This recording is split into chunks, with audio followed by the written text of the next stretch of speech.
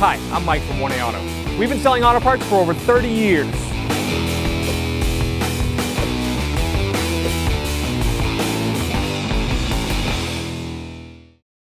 Try to raise and support your vehicle. We've got it up here on our 2-post lift.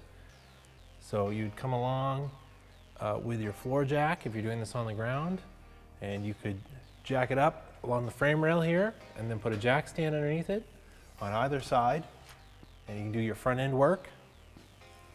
And then across course the back,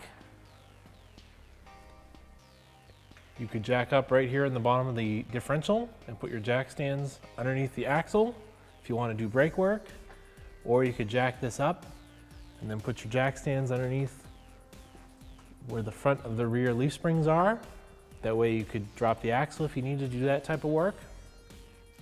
We've also got a tripod jack stand just for extra stability with this on the 2-post lift because it's a long vehicle.